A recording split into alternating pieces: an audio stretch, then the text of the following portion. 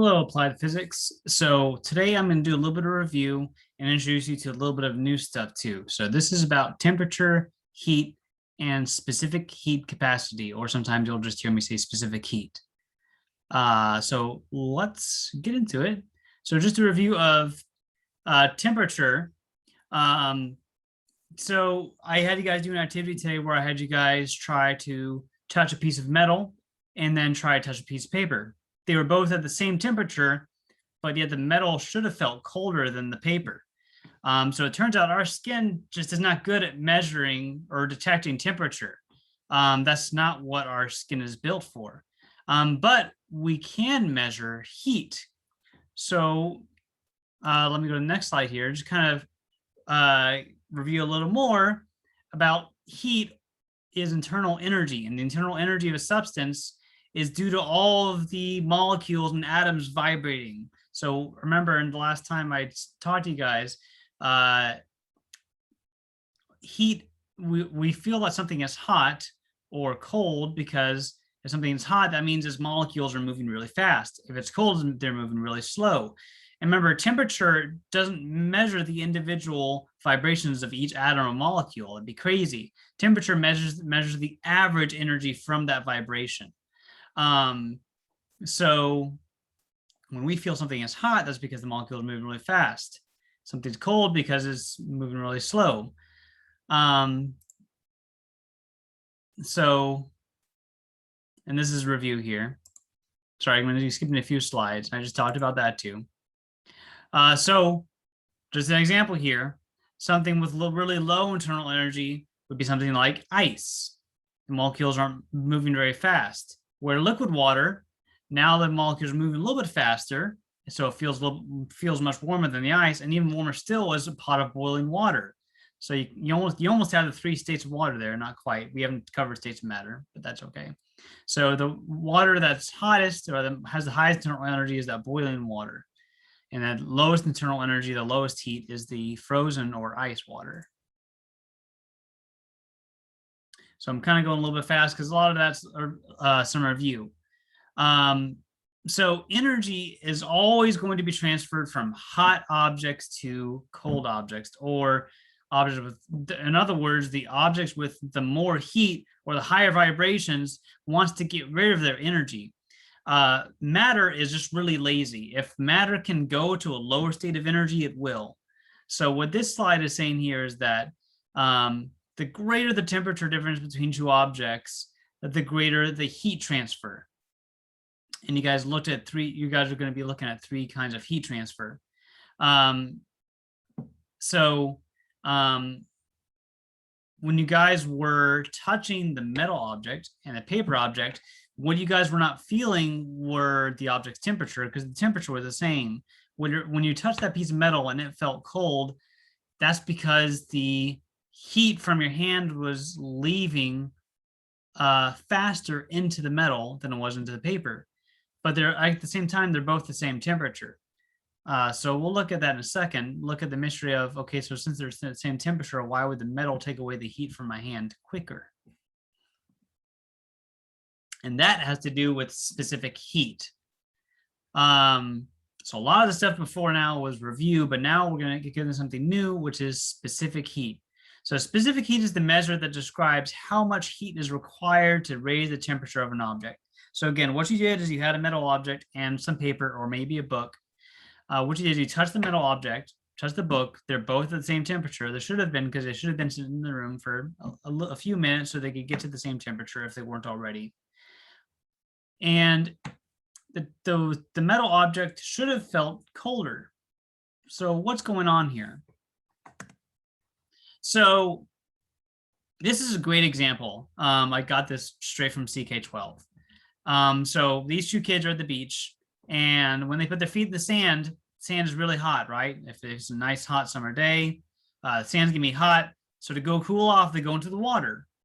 Well, the water and the sand are both out in the sun. They're receiving the same amount of sunshine. So why would the sand be warmer than the water? This is because water has a high specific heat, meaning that it takes a lot more energy from the sun to heat up the water to the same temperature. So let me explain a little more. So on the left side here, I have a chart, substance versus specific heat. So specific heat has these units, joules per kilogram times Kelvin.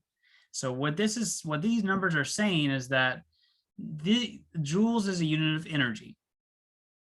So when we talked about kinetic energy, we said that the more kinetic energy something has, the more joules it has. Kilograms is mass. Kelvin is a unit of temperature. So what this is saying is that for copper, for example, it takes 385 joules to raise 1 kilogram of copper by 1 degree Kelvin. So let's say that we had a piece of copper at 100 Kelvin, which is really, really cold. To raise that kilogram of copper to 101 Kelvin, we would need to provide 385 joules. Compare that to water, which is 4,180 joules to raise 1 kilogram of water to 1 Kelvin. In other words, without having to know what the numbers mean exactly or to know what the joules mean exactly, this is saying that it takes a whole lot more energy to raise any amount of water to raise the temperature, which is why it takes so long to boil water. When you're cooking and you have to cook some noodles, right away, the first thing you want to do is get that water boiling. It takes a long time because water has a very high specific heat.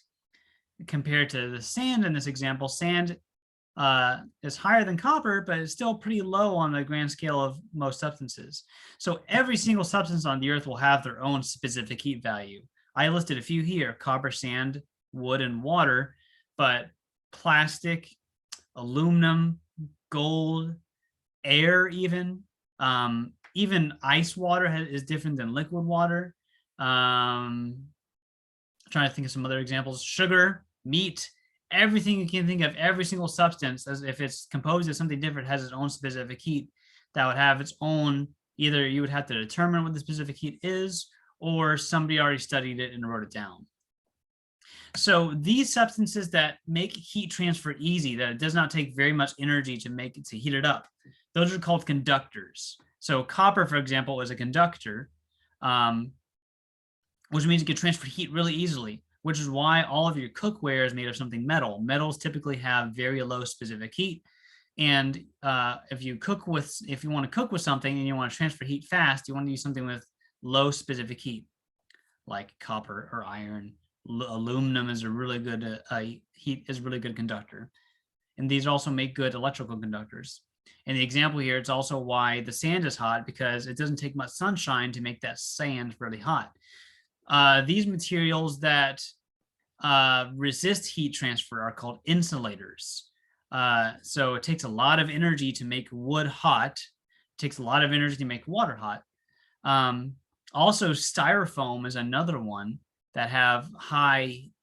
That's an insulator, which is why they make to-go coffee cups out of styrofoam, because if you get a coffee and they give it to you in an aluminum can, well, that coffee is going to cool down really fast, but because it transfers heat fast. But styrofoam doesn't transfer heat that fast, so it keeps your coffee warmer longer, or your tea, or whatever. Or paper is another good insulator, which is why sometimes you might get a paper coffee cup. And these are also make poor electrical conductors. We won't get into electricity now. I just want you guys to know that conductors transfer heat easily. Insulators resist heat transfer. So that kind of brings us back to our example, what you guys did in your activity. So when you put your hand on anything, as long as you know it's the same temperature as you. So let's kind of back up for a second. Just remember that your hands, you have a body temperature of around 99 degrees Fahrenheit, right? So unless you're in a really hot room, your body is probably warmer than the room you're sitting in. Room temperature is about 70 or 75 degrees Fahrenheit.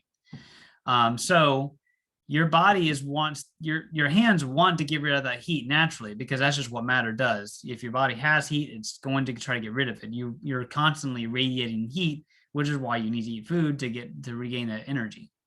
So when you put your hand on that piece of metal, whether it was a fork or something else, and put that hand on the paper, well, paper is an insulator, so it's not going to transfer heat very easily. So it feels relatively cool, or maybe not cool at all. It's kind of normal, but that metal is great at transferring heat. So that metal is going to want to take away the heat from your hand. It'll take it uh, much quicker than the paper would.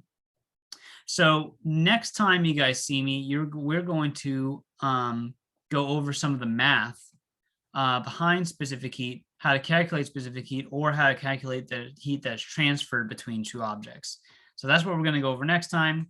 And I'll talk to you then.